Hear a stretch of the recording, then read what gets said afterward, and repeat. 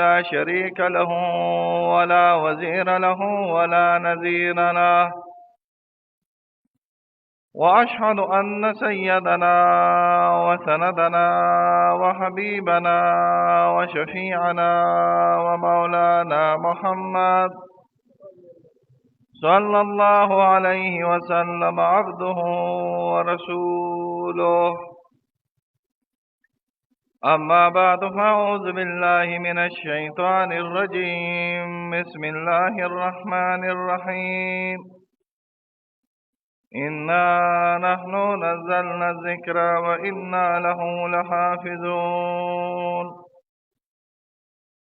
وقال رسول الله صلى الله عليه وسلم: أنا سيد ولد آدم ولا فخر. أو كما قال رسول الله صلى الله عليه وسلم: وأحسن منك لم تر قط عيني، وأجمل منك لم تلد النساء، خلقت مبرأ من كل عيب، كأنك قد خلقت كما تشاء. إن الله وملائكته يصلون على النبي، يا أيها الذين آمنوا صلوا عليه وسلموا تسليما. اللهم صل على محمد وعلى آل محمد كما صليت على إبراهيم وعلى آل إبراهيم إنك حميد مجيد. اللهم بارك على محمد وعلى آل محمد كما باركت على إبراهيم وعلى آل إبراهيم إنك حميد مجيد. معزز و محترم آیاتونه من الله تعالی د کتاب مقدس او حدیث من رسول الله صلی الله علیه وسلم د زبان مبارکه وینا او کړو ملستو د الله پیغمبر صلی الله علیه وسلم مدینه منورې ته راغی او تقریبا شپږ میاشتې د الله پیغمبر صلی الله علیه وسلم د ابو ایوب الانصاری په کور کې نه تیرې کړې چې دا هغه کور راغلی و چې د الله د پیغمبر صلی الله علیه وسلم لپاره شاهان توبه د توبه او بچیانو د مدینه منورې د حملې په وخت کې د اعزاز او د اکرام د رسول الله صلی الله علیه وسلم لپاره جوړ کړی. دې کور کې یو ختم پرې ښودلی په دې کور کې یو قسم کښېنولی چې ستا بچي به بیا په دې کې بیا یې ورته ویل چې ستا نوسي به دې کې تر دې حده پورې چې د ابو ایوب الانصاري ملاقات د الله د پیغمبر صلی الله علیه وسلم سره وشو چې دا د عمقه کسانو د آل اولاد او اهل نه راغلي کم کس چې شاهان توبه د رسول الله صلی الله علیه وسلم لپاره پرېښودلې. شپږ میاشتې یا څلور دېرې میاشتې جومات نو جوړ شوی او د هغې نه پس بیا د دنیا اعلی ترین دویم نمبر جومات چې دې ته مونږ مسجد النبوي ویو او په اسلام کې دا د دویمې مرتبې والے جومات راغلی دی. دا په لاسو مبارکو د محمد رسول الله صلی الله علیه وسلم او د صحابه جوړ شو. د دریو جوماتونو عزت د اسلام په نیز باندې ډېر اعلی راغلی دی. درې داسې جوماتونه دي چې دې کې مونږ د تضاعف قائل یو. تضاعف دې ته ویل کېږي چې دې کې مونځونه له الله تعالی چې ته به کې یو او ثواب به د الله تعالی د ډېرو درکوي. په دې کې یو بیت الله راغلی دی. بیت الله داسې جومات دی او داسې ځای دی او داسې حرم د الله تعالی دی چې زمونږ دا عقیده ده چې د دنیا د آبادي د ځمکې د آبادي د کور نه د ځمکې نه مراد دا دی چې دا ځمکه الله تعالی د بیت الله نه شروع کړې ده. دا ځمکه اول داسې پسته خټه وه، د دې پستې خټې نه مخکې دا داسې لاوه وه، ستره لاوه وه، سکروټه وه. دا سکروټه سړه شوه او چې کله سړه شوه نو بیا خټه شوه او چې کله خټه شوه نو اول الله تعالی چې د ځمکې شکل ورکړی دی دا د بیت الله ځمکې له الله تعالی ورکړی دی.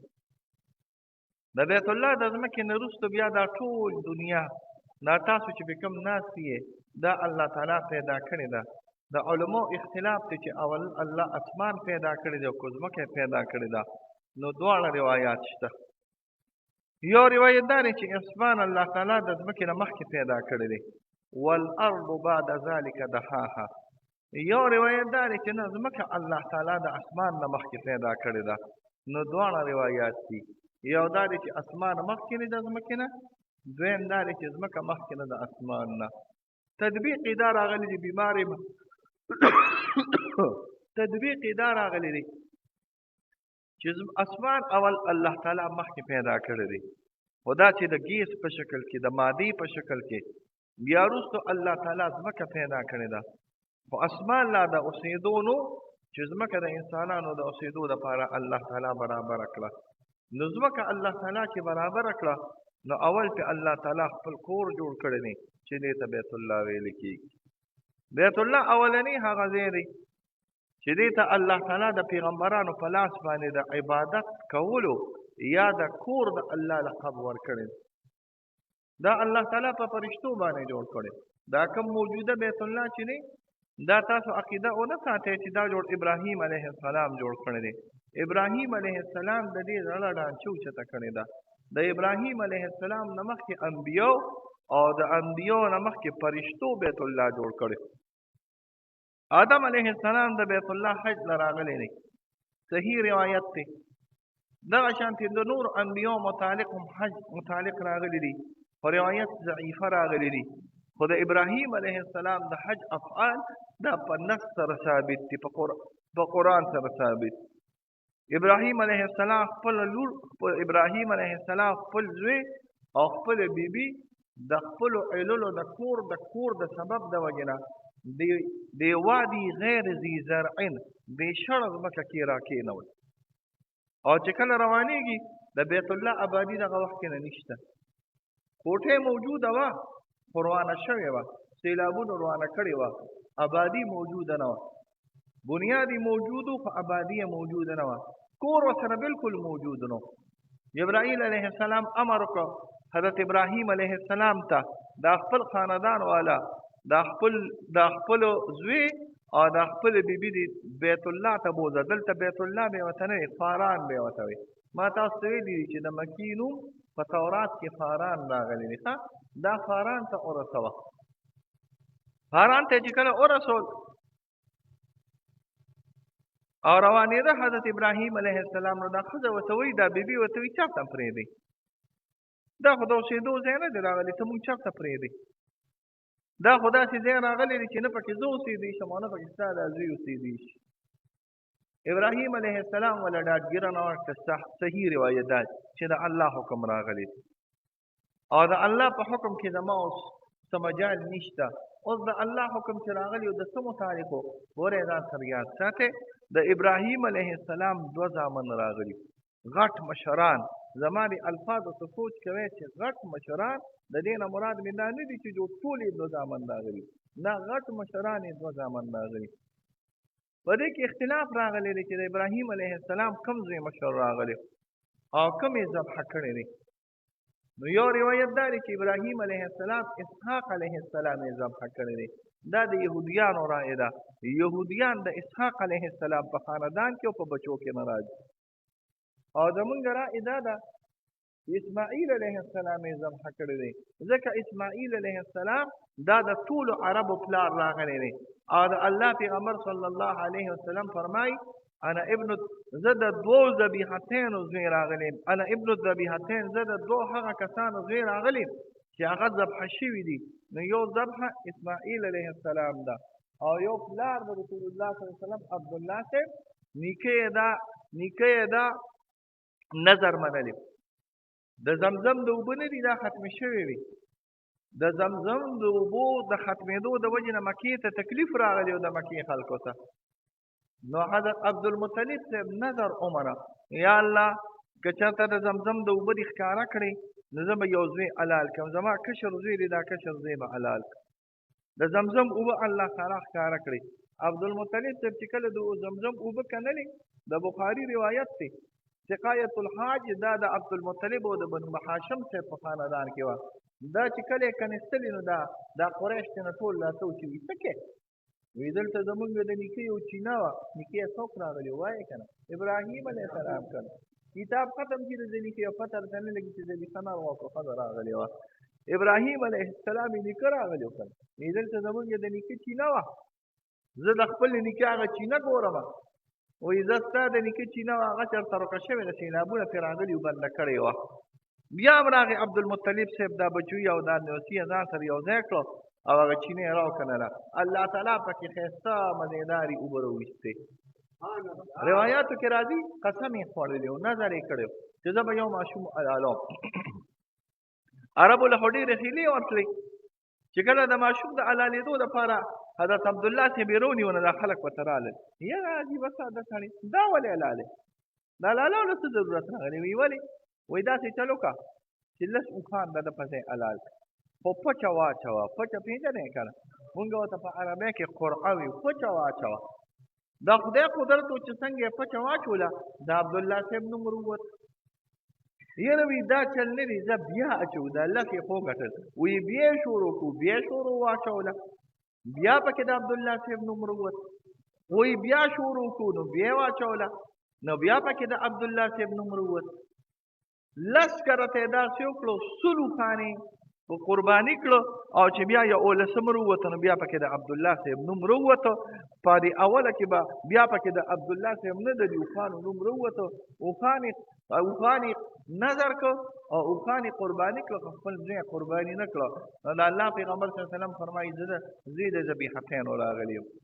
نو زمونږ رایې دا ده چې اسماعیل علیه السلام ابراهیم علیه السلام قرباني کړی او د یهودیانو رایې دا راغلی ده چې نه اسحاق علیه السلام یې قرباني کړی راغلی دی. خو به هر حال چې کله ابراهیم علیه السلام روانېده نو دا زنانه ورته وایي دا ته څه کې مونږ چا ته پرېږدې دلته خو نه خوراک شته نه څښاک شته نه اوبه شته. وایي زه د الله په توکل او د الله په امداد دې پرېږدم. د خوراک یې ورکړی هغه دوه درې ورځې پس ختم شو.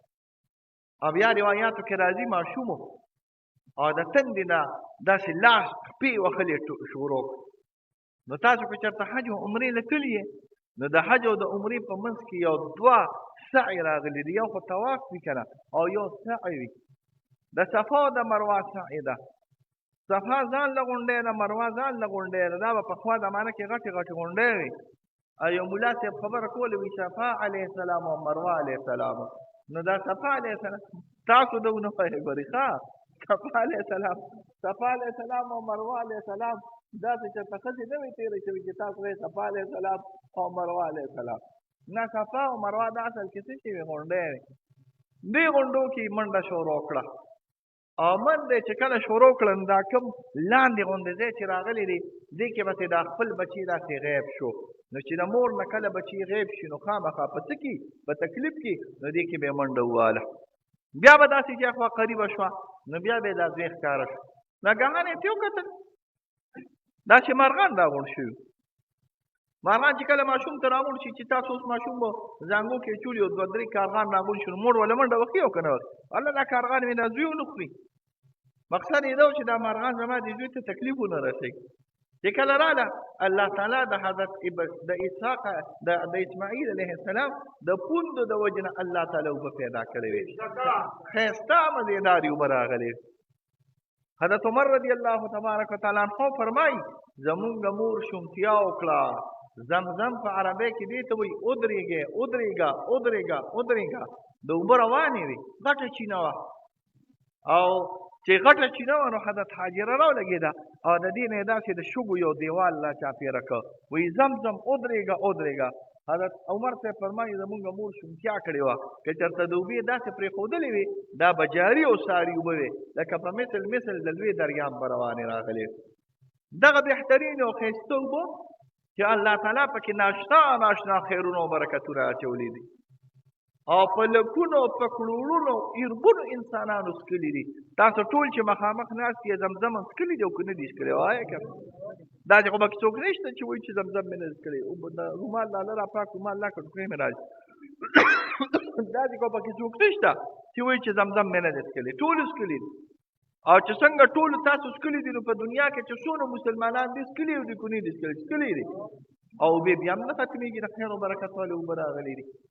نو اولنی انبیا چې کله حضرت اسماعیل علیه السلام غټ شو او تقریبا د قربانۍ نه بیا الله تعالی په امان کې نوسېته، نو اولنی د دې کور بنیادونه الله تعالی د ابراهیم علیه السلام د هغه اولو تعمیراتو نه وروسته بیا الله تعالی په حضرت ابراهیم علیه السلام په امر د الله تعالی سره برابر کړ. وَإِذْ يَرْفَعُ إِبْرَاهِيمُ الْقَوَاعِدَ، ابراهیم علیه السلام چې کله رفع د قواعدو دې ته ویل کېږي چې بنیادونه وو خدای بیا اوچت کړه. دا د ختم کومه حصه چې کومه راغلې ده که نه، دا مخکې په پخوا زمانه کې د بیت الله حصه وه، دا بیا عربو سره پیسې ختمې شوې نو د ختم دا حصه یې ترېنه لر کړه، دا د بیت الله حصه راغلې وه. نو اولني بهتر او ښه جومات چې هغې کې یو مونځ په 1 لاک دی او یوازې یو مونځ پکې په 1 لاک نه دی، هر نیکي پکې په 1 لاک راغلې ده. دا د بیت الله مبارک ښایسته جومات دی. الله دې ورته مونږ ټول تاسو ورسوي او هر کال دې الله تعالی ورته ورسوي او که هر کال نه نو په 2 او 3 کال دې ورته الله تعالی په صورت د عمرې او د حج کې ټول مسلمانان ورسوي. دا بهتر جومات. دویم نمبر بهتر جومات دا د رسول الله صلی الله علیه وسلم مسجد النبوي د مدینه الطیبه د مدینې پاکې او د مدینې منورې ښایسته جومات د محمد رسول الله صلی الله علیه وسلم. امام مالک د امامانو کې یو امام تیر شوی دی، تاسو به یې نوم اورېدلي، ډېر لوی امام دی. دا د امام ابو حنیفه نه کشر دی. ګورئ امام ابو حنیفه په دې ټولو امامانو کې د ټولو نه مشر امام دی. دا په اعتبار د عمر سره د امام مالک نه مشر دی، دا د امام شافعي نه مشر دی، دا د امام احمد بن حنبل نه مشر راغلی، دا د امام مالک نه تقریبا 15 کاله مشر راغلی او امام مالک تر څونه زوړ امام دی، ډېر زوړ دی، خو د امام ابو حنیفه د امام مالک نه هم 15 کاله مشر راغلی. د امام مالک صاحب او د ابن عمر صاحب او د بعضو خلکو رایې دا وه چې مدینه منوره دا اعلی ده د مکې مکرمې نه، دا د هغې رایې ده. هغوی به د مدینې منورې نه نووت، امام مالک چې به د مدینې نه نووت او ځکه به نووت وي هسې نه چې د مدینې نه وځمه او مر راله د مدینې نه اخوا راشي، نو چې د مدینې نه اخوا مرګ سره مړ شو رضا مې خوښه نه ده راغلی، نو صرف حج نه وتلی او نور د مدینې منورې نه نه ووته. د هغوی په نیز باندې مدینه منوره اعلی ده د مکې مکرمې نه. علامه سمهودي رحم الله یو کتاب لیکلی دی، وفاء الوفا ورته ویل کېږي، نوم ځان سره یاد ساتئ. د مدینې د تاریخ متعلق کتابونه دي، د مدینې د تاریخ متعلق بهترین او اعلی او ښکلي کتاب د علامه سمهودي الشافعي المدني کتاب راغلی دی، وفاء الوفا فی اخبار دار المصطفى، یو بهترین ښایسته کتاب. هغې کې یو ډېر ښکلي دلیل ذکر کړی دی. زما دا دلیل ډېر زیات خوښ دی. زمونږ خو د جانان زمونږ خو د محمد رسول الله صلی الله علیه وسلم د نسبت هر څه خوښ راغلی. که د دې جمهورو دا مسلک نه و که نه، مونږ همیشه په مسلک د جمهور وو. جمهور خو پېژنئ د عامو علماو سره دي، مونږ اخوا دې خوا نه ځو. ګورئ زمونږ د دیوبندي اکابرینو رای مزاج دا دی چې دوی اخوا دې خوا نه ځي. اخوا دې خوا پېژنئ که نه، ځان له داسې ډلې ټپلې نه جوړو. الله پیغمبر صلی الله علیه وسلم یو ښکلې مزېدار لکیره راښکلې وي، دا د اسلام ډله ده، دا دین دی.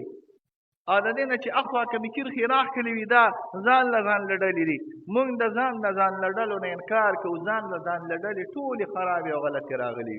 مونږ د عامو مسلمانانو په لاره باندې علیکم بالجماعه. د ترمذي روایت دی، تاسو به د جمع سره دی، د جماعت سره به ځئ. روایت دی من شذ بروایتین، څوک چې ځان له ډله کې روان شو نو الله به په قیامت کې یوازې وساتي، الله به جهنم ته یوازې ورواچوي. زمونږ ځان له ډلې نه دي خوښې، زمونږ صرف د مسلمانانو د سواد اعظم ډله خوښه ده چې عام مسلمانان پسې کې نه روان راغلي وي. نو ځکه دا د امام مالک صاحب د دې ځان له یره نه وه که نه، نو ما به هم دا قول کړی چې مدینه منوره اعلی ده د مکې مکرمې نه. خو نه یې کومه ګورې خوښ مې دی دا قول، زما په خبرو پوهېږې، خوښ مې دی دا قول چې مدینه منوره اعلی ده د مکې مکرمې. خو کوم یې نه میلان مې ورته کېږي، خو ګورې کوم یې نه، قول نه کوم، تفرد نه کوم، د ځان نه وابي نه جوړوم. یو کال پورې د ځان نه وابي نه جوړوم چې ځان له به تفردات او ځان له اشیاء وباسو. نه، موږ د اهل سنت والجماعت په لاره باندې روان یو. زمونږ د اهل سنت والجماعت د څلورو امامانو لاره ده، د دې نه موږ اخوا دېخوا نه ځو. نو زما دا قول خوښ دی، خو قول کې نه کومه، خبره مې خوښه ده خو ویم یې نه چې دا زما مذهب دی. اگر چې خوښ مې دی چې مدینه منوره دا اعلی ده د مکې مکرمې نه. دا رأی د امام مالک ته ډېره دلیل یې ډېر ښایسته دی. دلیل یې دا دی وي مکه ولې اعلی ده؟ وي مکه ځکه اعلی ده چې ابراهیم علیه السلام ورته دعا کړي، یا الله تعالی په دې کې وابعث فیهم رسولا، یا الله تعالی یو رسول پکې راولېږي، یا الله تعالی میوې ولا زیاتې کړي، یا الله تعالی امن ولا ورکړي. د امن د رسول او د رزق د پراخۍ دعا یې کړې ده. او چا کړې ده؟ ابراهیم علیه السلام کړې. او روایاتو کې راځي مدینه منوره کې داسې لږ بیماري رااله، مدینه منوره کې تبه ولګېده. د الله پیغمبر صلی الله علیه وسلم څه بهودي نقل کړي دي، جبل صالح یو غر دی، هغې ته د الله پیغمبر صلی الله علیه وسلم ورغی او ځان سره صحابه داسې کېنول، 2 رکعته نفل یې وکړو په جمع سره، او بیا د هغې نه پس په جمع سره دعا کوي. د دې نه نورې خبرې م راووتې. ګورئ، یو دا ده چې د جمع دعا اعلی راغلې ده. دا بعضې خلک د جمع دعا نه مني، ډېر په غلطه روان راغلي دي. د جمع دعا اعلی ده د ځان له دعا نه. د مسلمانانو جمع چې د الله پیغمبر صلی الله علیه وسلم فرمایي چې یو مؤمن دعا کوي او بل پې آمین کوي، دا د الله په دربار کې ډېره اعلی راغلې. د الله پیغمبر صلی الله علیه وسلم فرمایي چې یو مؤمن دعا کوي او بل پې آمین کوي، دا اجابت ته او دا قبلېدو ته بهتره راغلې ده. د موسی علیه السلام او د هارون علیه السلام د دعا طریقه دا راغلې وه چې روایاتو کې راځي موسی علیه السلام به دعا کوله، هارون علیه السلام به پې آمین آمین وي. یا عکس هم راغلی دي، هارون علیه السلام به دعا کوله ځکه هغه افصح لسانان راغلی او موسی علیه السلام به پې آمین آمین وي. نو دواړو ځان له ځان له دعا ولې نه کوله؟ په جمع ولې کوله؟ ځکه د جمع دعا دا د ځان له دعا نه ښه راغلې ده. په عرفات کې خلک ټول د جمع دعا کوي، صاحب د هدایي وي ځکه چې د جمع دعا دا اعلی راغلې ده. په مونځ کې چې تاسو دعا کوئ نو د جمع دعا به کوئ. که فرض یو که سنت راغلي، د فرض مانځه نه پس هم دعا په جمع سره بهتره ده، ښه ده، مستحبه ده. او د سنتو سره هم دعا کول دا مستحب او جائز راغلی ده. دا نه چې بدعت راغلی ده لکه څنګه چې بعضې خلک ورته وایي.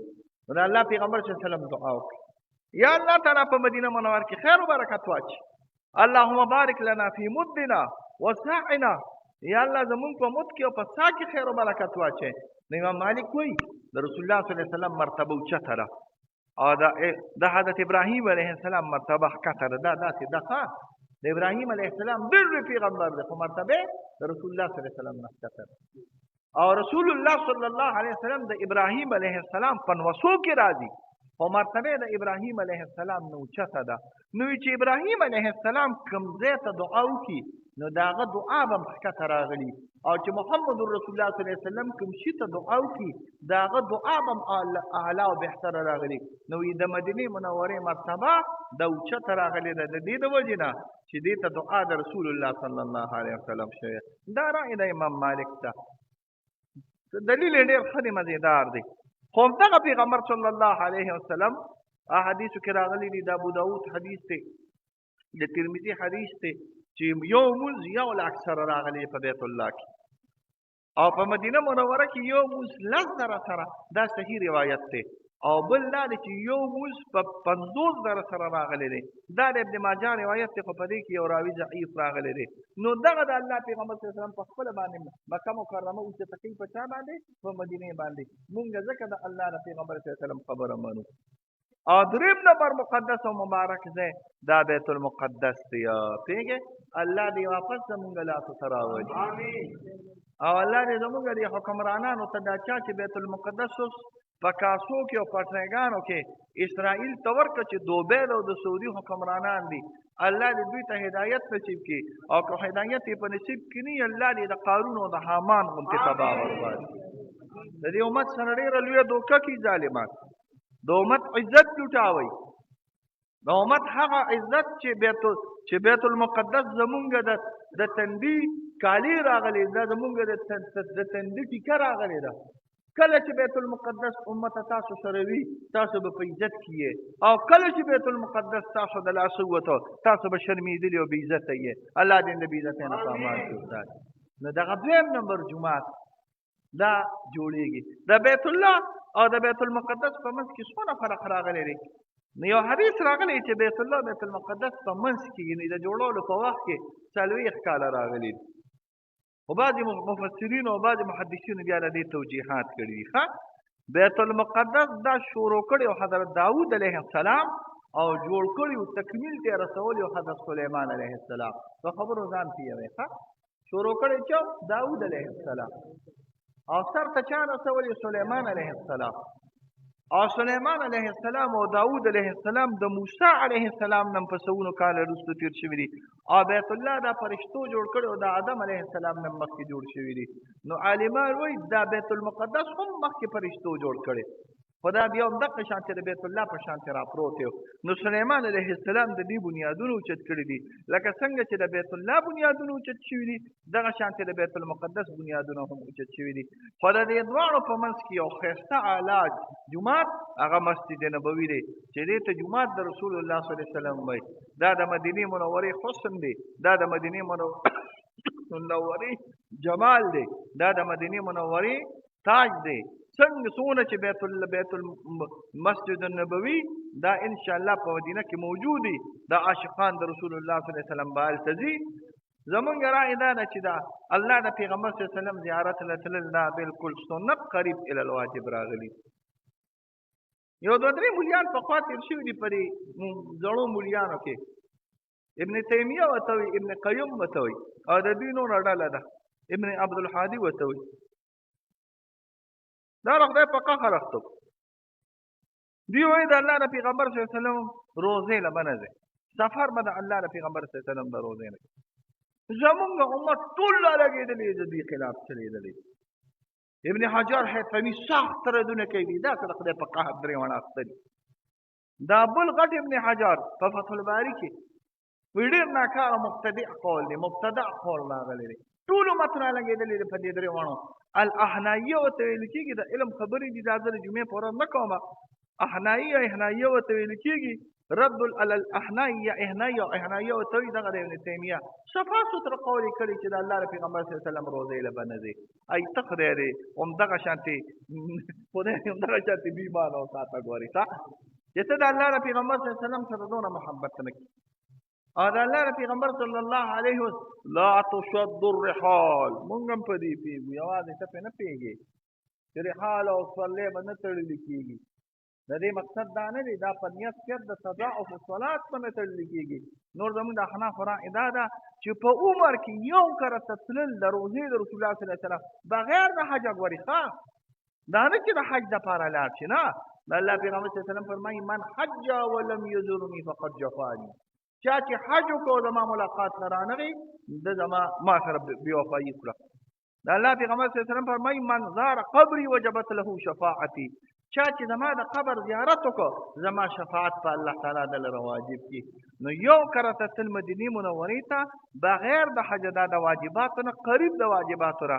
دا زمونږ د اکابرینو د المحند المفند او دغه شانتې د فتح القدیر او د تحتوي رأی راغلې ده. الله دې زمونږ منځونه او ژوندونه او مرګونه په مدینه منوره کې نصیب کړي او الله دې د مسجد نبوي خیرونه او برکتونه دا په موږ جاري او ساري کړي او الله دې بیت الله او مسجد نبوي دغه شانتې قایم او دایم بارانقه وساتي لکه څنګه چې مخکې او الله تعالی دې د بندیز نه او الله تعالی دې د کرونا د وجې نه دا بندیز چې کوم عارضي بندیز دی دا د الله تعالی په ټولو دنیا کې خصوصا په حرمینو کې ختم کړي او د عبادت او د عشق او د محبت لپاره دې الله تعالی کولو کړي. ما ته هم دعا کې بیا مشینه خرابه شوې ده چې الله پاک له صحت کامل عاجل راکړي. تکلیفونو مصیبتونو نه الله په امان کې وساتي. مسافرو ته دعا کوي چې الله تعالی مسافرو ته خیر او برکت ورکړي. د خپلو کورونو سبب الله تعالی وکړي. دعا کوي چې څونه مریضان دي صحت الله تعالی ورکړي. څونه مریضان دي الله تعالی د خپل خلق لاړې دارو کې یا الله تعالی چې څونه ګناهونه هم کړي دي هغه راته معاف کړي. د نورو ګناهونو نه په امان کې وساتي. د درځونو دا کلمه هم نصیب کړي چې لا اله الا الله.